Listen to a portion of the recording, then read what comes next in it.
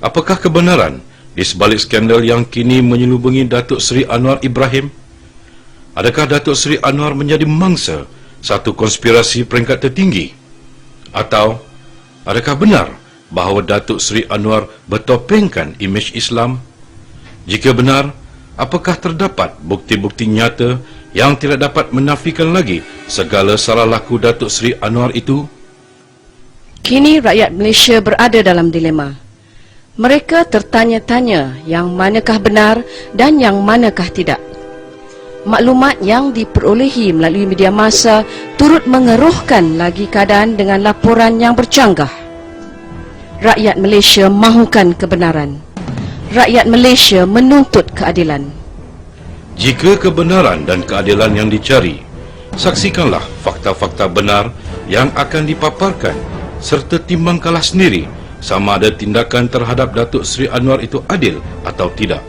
Siapakah Anwar sebenarnya? Mangsa kezaliman atau manusia bertopeng? Renungkanlah persoalan-persoalan ini semasa anda mendengar rakaman perbualan antara Datuk Seri Anwar dengan seorang lelaki gay bernama Myor Abdul Razak. Ya. Ya, Dah fikir tak nak jumpa Wunsi dengan siapa. apa dia? Tak ada apa. Ya. Ha? Dengan pertama kita tak kenal pula. Ha? Ada kita mana silap pula. Tak ada. Ya ke? Sure. Ada orang. Tapi tu tak silap. Tak ada. Sibuk ya. Uzur. Saya demam, batuk, banyak kerja. Sekarang ni penyakit putih. Dia tak boleh pertimbangkan semula keputusan. Apa dia? Tak boleh pertimbangkan semula keputusan. Tak boleh. Mutamat. Jangan jawab sebab nanya kita. Keputusan mutamat. Ya, apakah penting tu? Tengoklah, insyaAllah.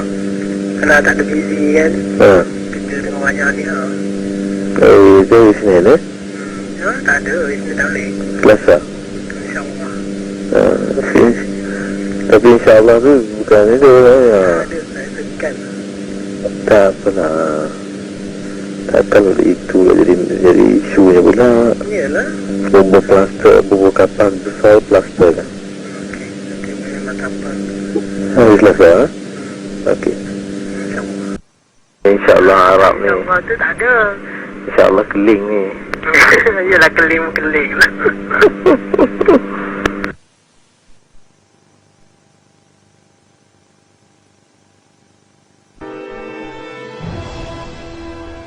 Adakah Anwar ini sama dengan Pak Syekh yang mempunyai perwatakan warak yang dipaparkan kepada masyarakat umum?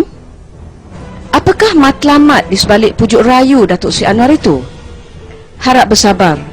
Bukti-bukti lain akan turut dipaparkan sebentar lagi. Terlebih dahulu, dengarlah latar belakang kes Datuk Seri Anwar dan tanyalah diri anda.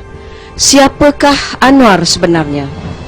Sukma Dermawan bukan saja mempunyai hubungan seks dengan Datuk Seri Anwar, tetapi juga mempunyai beberapa orang boyfriend lain. Malahan Sukma pernah berkomunikasi secara intim dengan seorang pemuda Irish dari Dublin pada 17 Jun 1998, di mana antara petikan perbualan yang dirakamkan adalah seperti berikut. You sound so good. You sound so good, so sexy. Oh, wow. Well, you know, how what, 14,000 miles away or something horrible like that? My penis isn't that long, you know. Oh, don't say that. You have Jahan there for that, haven't you? Huh? You have your man there for that, haven't you? Yeah. How is your relationship going? Still? Yes. Still good. How are you after your operation? Well, now I'm become a surgeon again. Have you? Yes. Really? But I'm more tighter. Yes. Oh my. I'm getting most of the people getting looser. My family is getting tighter. So when are you going to come and visit so that I can experience this? Yeah, yeah, yeah. Oh, for you? My God, I'm scared that now. No, I'll be very good. I know you did. I'll be very gentle. Of course, I know you. Take time. Good and gentle. Yeah. Not the this is that's making me worry. Datuk Seri Anwar juga adalah seorang bisexual dan mempunyai hubungan sulit dengan beberapa wanita termasuk isteri-isteri orang, yang mana antara mereka adalah Syamsidar Taharin. Syamsidar, 33 tahun, isteri Muhammad Azmin Ali, bertugas sebagai seorang eksekutif perhubungan awam di Filio Elite Bank, Kuala Lumpur. Syamsidar pernah dibawa dalam kereta Daimler Datuk Nala ke Tivoli Villa secara sulit untuk bertemu dengan Datuk Seri Anwar. Dalam pertemuan-pertemuan tersebut, mereka telah mengadakan hubungan seks. Ini terbukti melalui keputusan ujian DNA yang dijalankan ke atas tilam yang dirampas dari apartmen di Tivoli Villa. Sharifah Intan Muhammad Sharif. Sharifah berumur 27 tahun, seorang janda dan pernah bekerja sebagai penyambut tetamu di Magnum Corporation. Beliau telah dipertemukan dengan Datuk Seri Anwar oleh Datuk Nala di Tivoli Villa, di mana mereka telah mengadakan hubungan seks. Soma Rodrigo Elias N. Soma Rodrigo, 31 tahun, masih single, adalah bekas eksekutif jualan. Dia telah diperkenalkan kepada Datuk Seri Anwar oleh Datuk Nala pada pertengahan April 1996 apabila N dibawa berjumpa Datuk Seri Anwar di Tivoli Villa untuk tujuan mengadakan hubungan seks.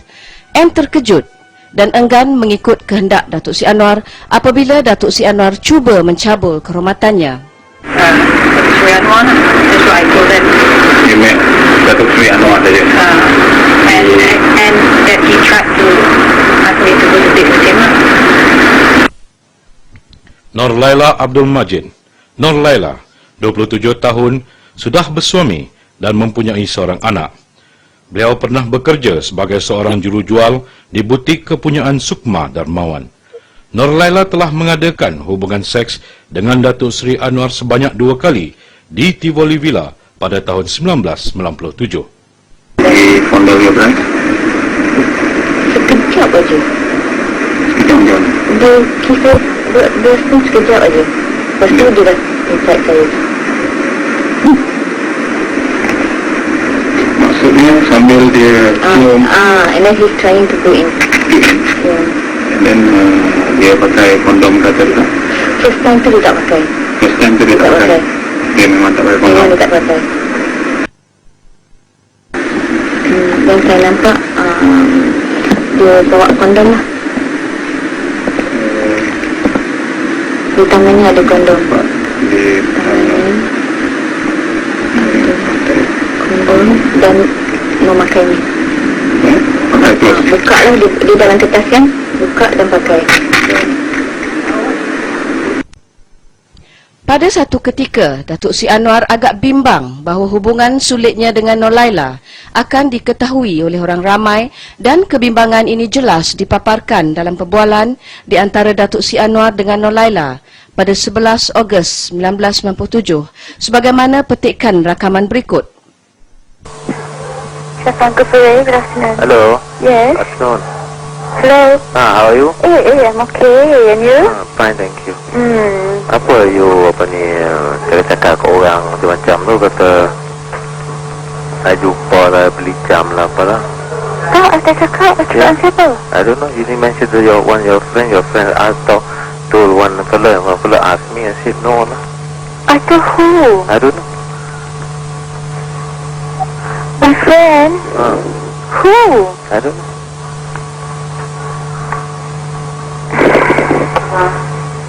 Careful lah, okay? Because I told you kata apa ni kan ada cakap tu. My friend? I don't know who. But one of your friends told, or your guys or your friends, I don't know, told Who? What? one of your contact, your friends went to one of my friends. Dia ask me, I kata apa lah.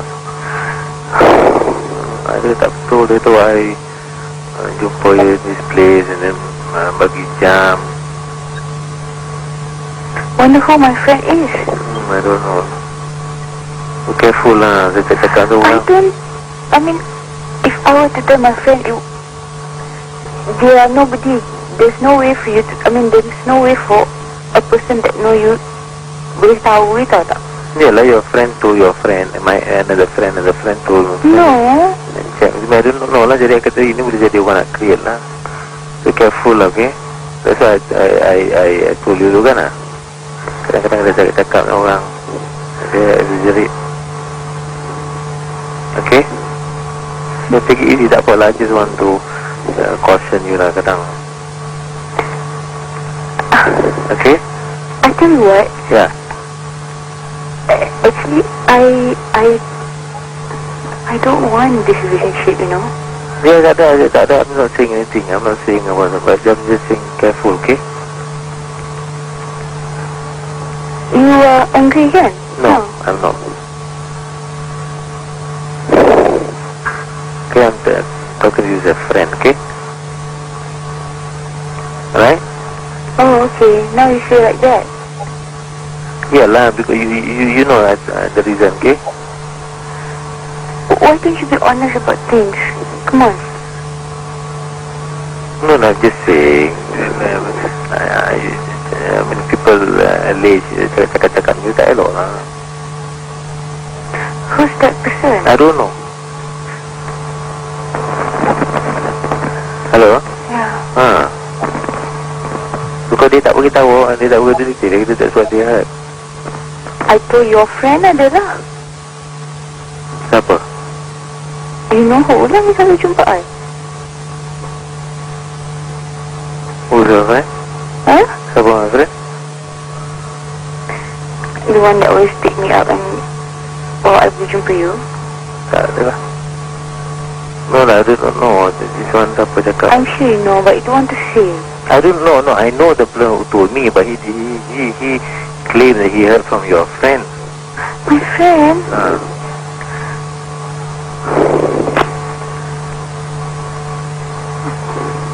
So sekarang macam mana ni? Tak apalah, tak apa, just leave it. I'll contact you later, okay? No, I tak nak. I just want to make it clear, really.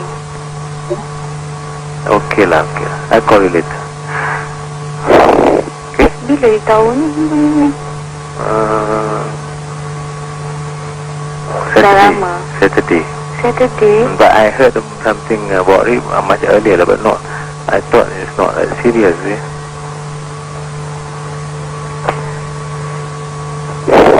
Okay, I call back. Ni palu lah macam ni. Please,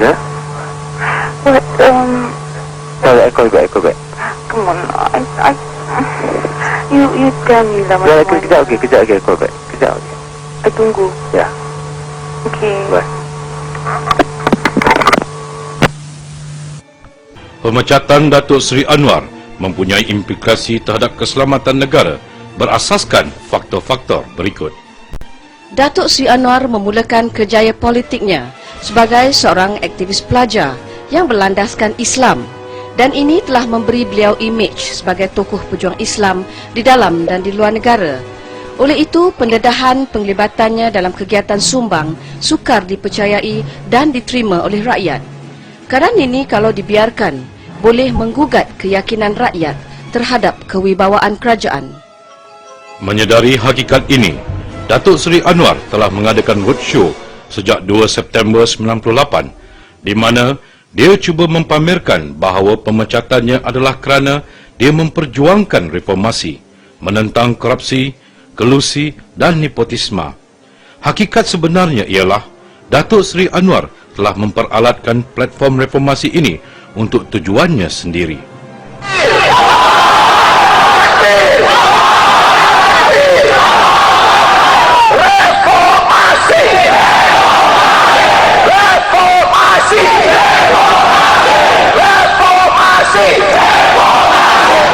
Slogan-slogan seperti ini jika dibiarkan boleh mempengaruhi masyarakat, khususnya kaki tangan kerajaan dan masyarakat umum yang nampaknya masih skeptikal atau tidak yakin dengan salah laku Datuk Seri Anwar.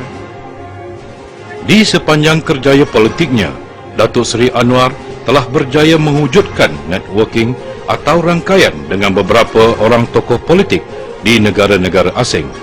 Nampaknya, tokoh-tokoh ini tidak dapat menerima hakikat bahawa kegiatan sumbang Datuk Seri Anwar benar-benar berlaku, dan oleh itu mereka mempunyai tanggapan negatif terhadap kerajaan Malaysia serta bersimpati dengan gerakan reformasi yang dilaung-laungkan oleh Datuk Seri Anwar. And so, among nations suffering economic crises, we continue to hear calls for democracy and reform in many languages. People's power, Joy Moi, Reformati. We hear them today, right here, right now, among the brave people of Malaysia. Datuk Seri Anwar bimbang tindakan membawanya ke mahkamah akan menjejaskan imej dan cita-cita politiknya. Tujuan roadshow serta pergerakan reformasinya adalah untuk mengenakan tekanan kepada kerajaan, mempersendakan amalan demokrasi negara, mencabar kewibawaan sistem perundangan dan kehakiman serta menggulingkan kerajaan yang dipilih oleh rakyat. Dalam konteks ini, tindakan kerajaan adalah ikhlas dalam membawanya ke muka pengadilan agar rakyat benar-benar faham siapa Anwar sebenarnya. Dengan ini, rakyat akan tahu bahawa Anwar sebenarnya adalah Dr. Jekyll and Mr. Hyde atau musang berbulu ayam. Kini, setelah dihukumkan oleh mahkamah, laungan reformasi Datuk Seri Anwar telah disahut oleh ahli-ahli keluarga terdekat dengannya, beberapa pertubuhan bukan kerajaan dan barisan parti pembangkang, serta juga segelintir usahawan yang kecewa. Walaupun slogan reformasi terus dilaungkan oleh mereka, namun jelas setiap golongan ini mempunyai agenda tersendiri, dan walaupun penggerak-penggerak reformasi ini telah melangkah masuk ke arena politik dengan pelancaran Parti Keadilan Nasional, namun kegiatan politik jalanan mereka masih diteruskan. Networking atau rangkaian luar negeri yang dipupuk oleh Datuk Seri Anwar tidak terputus walaupun dia kini dipenjarakan. Usaha ini diteruskan oleh isterinya, Datin Sri Dr. Wan Azizah. Pada 13 Mei 1999, Dr. Wan Azizah telah berjumpa dengan James Wolfenson, Presiden Bank Dunia di lapangan terbang antarabangsa Kuala Lumpur, KLIA. Ini diikuti pula dengan satu pertemuan secara sulit 2 hari kemudian di antara Dr. Wan Azizah dengan isteri Michelle Kemdesu, iaitu Presiden International Monetary Fund atau IMF. Yang menjadi tanda tanya sekarang ialah, apakah yang mendorong Datuk Seri Anwar, seorang tokoh yang memperjuangkan idea Islam sejagat, berdamping rapat dengan tokoh-tokoh Barat yang mana agenda mereka terhadap Islam masih diragukan? Dan mengapakah tokoh-tokoh Barat ini begitu gairah dan berminat untuk bertemu dengan Datin Sri Dr. Wan Azizah di dalam dan di luar negara? Andainya Wan Azizah dan Parti Keadilan memperjuangkan nasib bangsa Malaysia, apakah keperluan atau matlamat mereka menagih simpati atau meraih sokongan dari tokoh-tokoh negara Barat? Akhir kata, mereka ini sebenarnya menaguk di air yang keruh. Matlamat penjelasan ini adalah untuk memaparkan perkara yang sebenar, kerana kebenaran akan mengelak orang ramai daripada terus keliru dan melakukan sesuatu yang bercanggah dengan kesucian agama. Kebenaran juga akan mengelak orang ramai dari bersubahat dengan perkara-perkara yang menyalahi hukum, kerana mereka tidak mengetahui perkara yang sebenar. Adalah diharapkan tiada lagi terdapat orang-orang yang sanggup bersubahat dengan kemungkaran sehingga boleh mencetus keadaan darurat yang merugikan masyarakat Malaysia.